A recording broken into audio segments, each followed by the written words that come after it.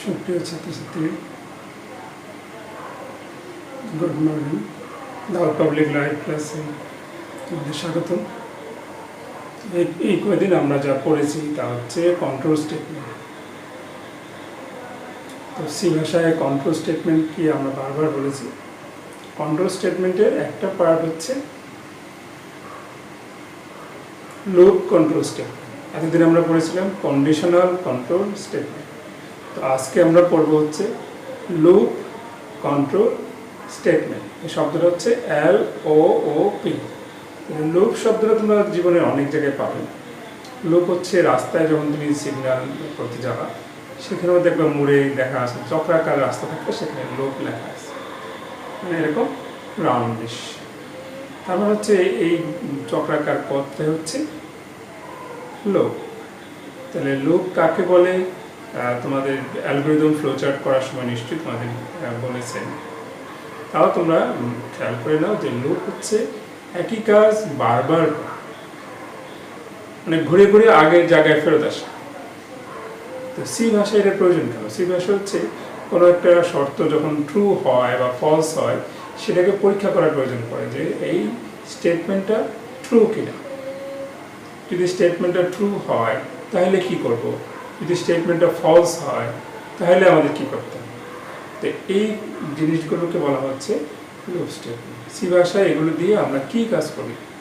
তো অনেকগুলো সিরিজ যোগফল করি, যেমন 1 যোগ 2 যোগ 3 যোগ, তোমাদেরকে এগুলো করিয়েছে অ্যালগরিদমের সময়, আমি দেখেছি। তো সেগুলো কিভাবে কাজ করে, হ্যাঁ, সেগুলো আজকে আমরা বিভিন্ন উদাহরণ দিয়ে সি প্রোগ্রামের মাধ্যমে দেখব। তাহলে আবারও বলছি, আজকে আমাদের পাঠ্যসূচি হচ্ছে লুপ কন্ট্রোল স্টেটমেন্ট। প্রথমে আমরা সংজ্ঞায় যাই, চলো আমরা বোর্ডে দেখি বা ভিডিও দেখি, ঠিক আছে। আজকে আমরা পড়ব হচ্ছে লুপ। একই কাজ বারবার হওয়াকে লুপ বলে। কোনো শর্তে না পৌঁছা পর্যন্ত পুনরাবৃত্তি করা।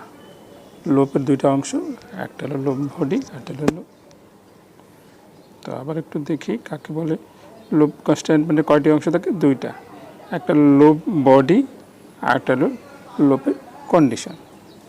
তাহলে সংজ্ঞাটাকে আমরা একটু বড় করে যদি বলি, সেটা হচ্ছে প্রোগ্রামের অংশ বিশেষ নির্দিষ্ট সংখ্যক বারবার কোনো শর্তে না পৌঁছা পর্যন্ত পুনরাবৃত্তি করাকে বলা হচ্ছে লুপ। তাহলে তোমরা এটা নোট করে নিবা।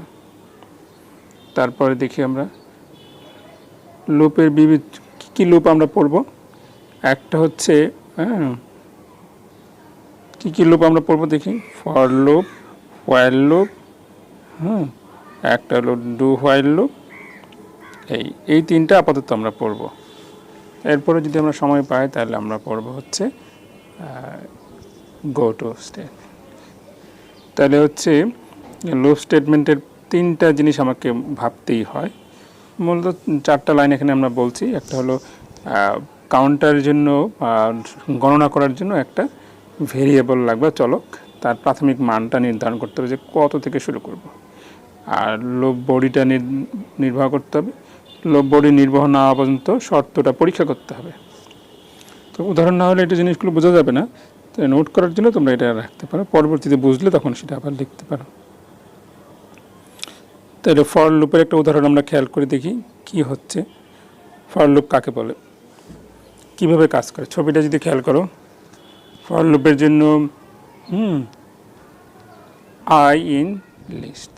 তারপর হচ্ছে ফর লুপের জন্য ডু করতে হবে, কী কাজটা করতে হবে সেটা থাকবে শর্তাধীন।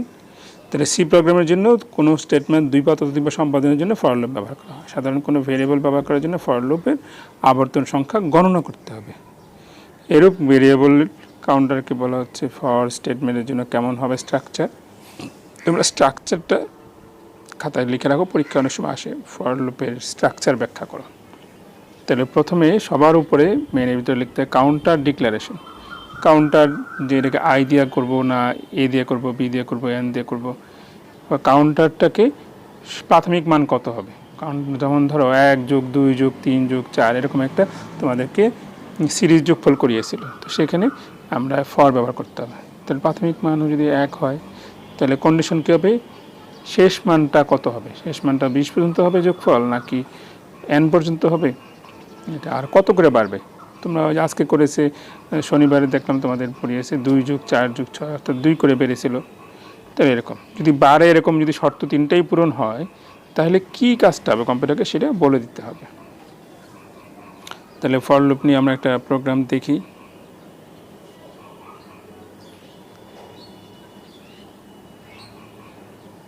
এক থেকে 5 পর্যন্ত। তাহলে প্রথমে উইন্ডোজে স্টার্ট বাটনে ক্লিক করি, তারপরে অল প্রোগ্রামস, তারপরে Turbo C plus plus run করি।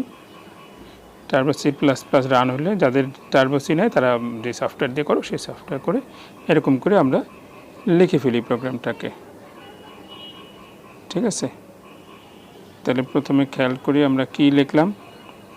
Include stdio.h main integer i, যেটা কাউন্টার চলক যেটা তার নাম দিলাম i।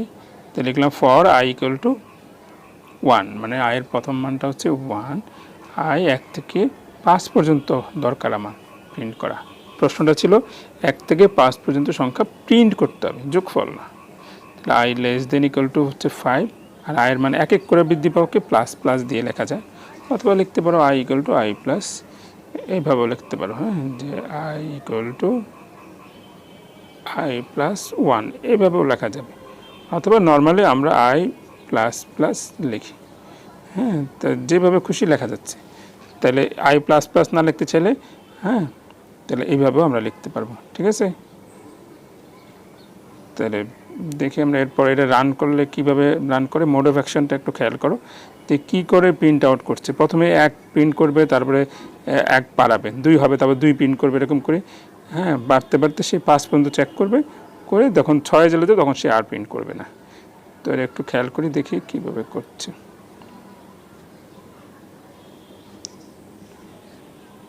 তো প্রথমে 1 প্রিন্ট করবে,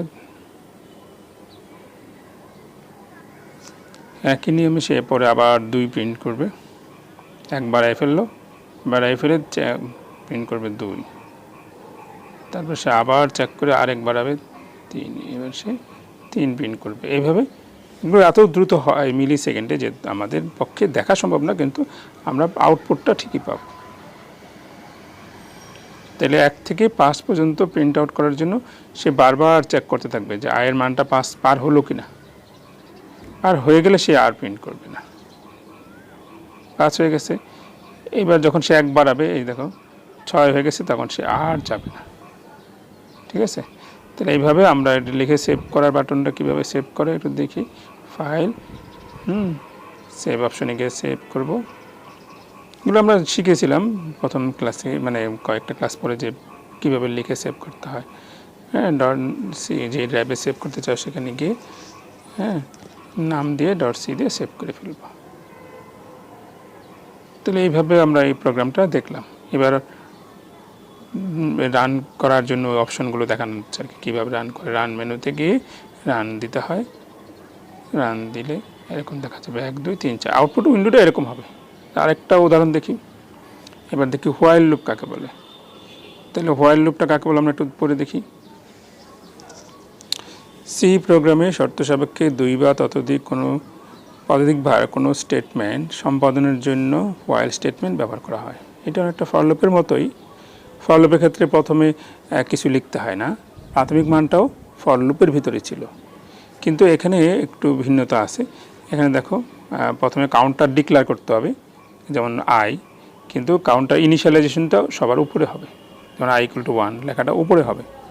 তারপরে কন্ডিশনটা থাকবে হোয়াইলের পর, আর কন্ডিশন শর্ত হলে কি কাজ করতে হবে এবং ইনক্রিমেন্ট ডিক্রিমেন্ট কী হবে সেটা ভিতরে লিখতে হবে। তাহলে আগে ফরের সময় ছিল একটু অন্যরকম। হ্যাঁ, তোমরা যদি খেয়াল করো, ফরের সময় এই জায়গাটা ছিল উপরে, ঠিক আছে, এই জায়গাটা লিখতে হতো ফরের ভিতরে, এরকম ব্রেকেটের ভিতরে লেখা ছিল। এই একটা জিনিস, দুইটা জিনিস, এই তিনটা আমাদের ছিল হচ্ছে লুপের ভিতরে।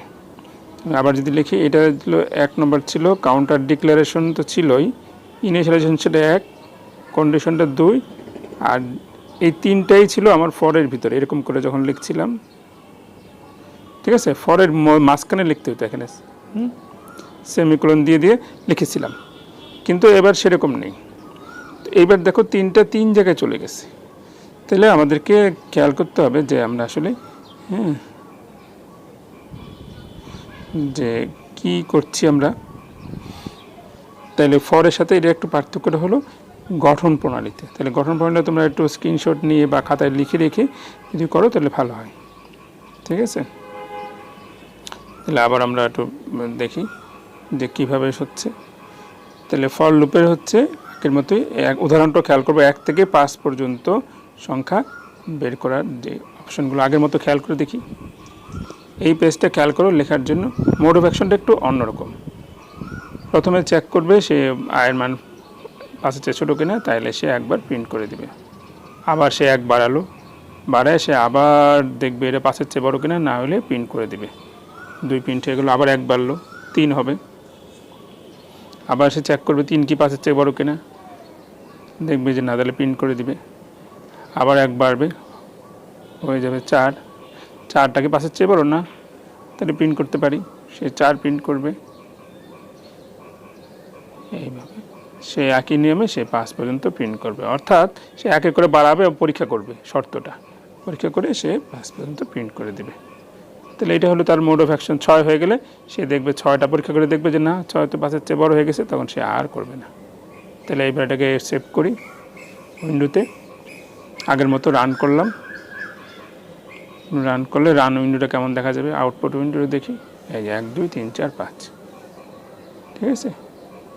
তাহলে এবার অন্য একটা লুপ স্টেটমেন্ট দেখি, এটা হলো ডু হোয়াইল স্টেটমেন্ট। তো আমরা দুইটা স্টেটমেন্ট পড়লাম, একটা হলো ফর লুপ, একটা হোয়াইল লুপ। ডু হোয়াইল স্টেটমেন্টটাও একই রকম, তাও এটার মধ্যে কিছু একটু ওই যে চেঞ্জটা কোন কোন জায়গায় সেটা বলে দিচ্ছি। কাউন্টার ডিক্লারেশন সেম, এই 1 নম্বরটা ইনিশিয়ালাইজেশনটা এখানে থাকলো, আর শর্তটা থাকলো 2 নম্বরটা থাকলো এখানে, আর ইনক্রিমেন্ট ডিক্রিমেন্টটা হলো এখানে। তাহলে আগের যেটা ফরের মধ্যে ছিল, ফরের মধ্যে এখানে 3টা ছিল, এই ফরের ভিতরে 3টা অংশ ছিল, একটা হলো 1 2 3, এই 3টা অংশ ডু হোয়াইলের ক্ষেত্রে 3 জায়গায় চলে আসলো। তো সো আমরা সেটা খেয়াল করলাম যে 3 জায়গায় কিভাবে চলে যেতে পারে। তো এই 3টা জিনিস ডু হোয়াইলের ক্ষেত্রে ডুটা প্রথমে হবে। ডু স্টেটমেন্টের ক্ষেত্রে একটু ব্যতিক্রম আছে, ডু স্টেটমেন্ট প্রথম হলে একবার হলেও এক্সিকিউট করতে হবে, যেহেতু প্রথমেই কাজ, তাহলে সে কাজ আগে করে ফেলবে, পরে কন্ডিশন চেক করে। এই জন্য ফলস স্টেটমেন্ট হইলেও সেটা প্রথমে সে রান করে, ঠিক আছে। তাহলে এই জন্য এটা হচ্ছে ডু হোয়াইল স্টেটমেন্ট। তাহলে আমরা একটু দেখি আবার ডু হোয়াইল স্টেটমেন্টের ফরম্যাটটা হচ্ছে কাউন্টার ডিক্লারেশনটা আগে, তারপরে কাউন্টার ইনিশিয়ালাইজেশন, তারপর হচ্ছে ডু স্টেটমেন্ট, তারপর ইনক্রিমেন্ট ডিক্রিমেন্ট, তারপর হচ্ছে লাস্টে কন্ডিশন চেক করে। তাহলে এটার মোড অফ অ্যাকশনটা দেখি কীভাবে কাজটা করে। সে এক থেকে একই প্রোগ্রাম লিখে ফেলি, এবার ডু হোয়াইল দিয়ে লিখব। তাহলে ডু এর ক্ষেত্রে প্রথমেই সে প্রিন্ট করা শুরু করে দিবে, 1 পাইছে সে 1 প্রিন্ট করে ফেলবে, শর্ত পরীক্ষা করবে 1টা কি। তাহলে এবার 2 হয়ে গেল, 1 তো প্রথমে পেয়েছিল, 2 প্রিন্ট করবে সে, আবার বাড়িয়ে ফেলবে, 3 হয়ে গেল, 3 চেক করবে, চেক করে সে 3কে এবার প্রিন্ট করে দেবে। এই নিয়মে সে 5 পর্যন্ত প্রিন্ট করতে থাকবে।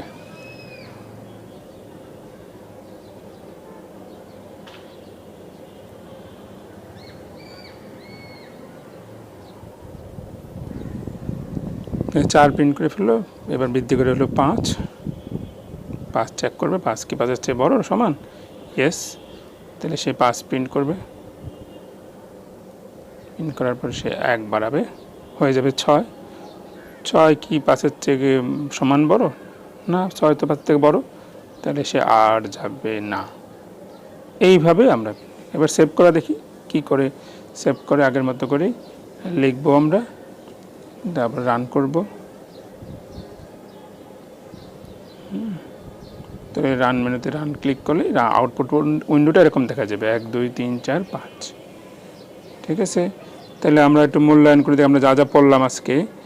এটা হচ্ছে লুপ কি, এন্ট্রি লুপ কি, লুপের সুবিধা কি, এগুলো তোমরা নোট করবা খাতায়। তো সবাইকে আবারও ধন্যবাদ জানিয়ে শেষ করছি। আল্লাহ হাফেজ।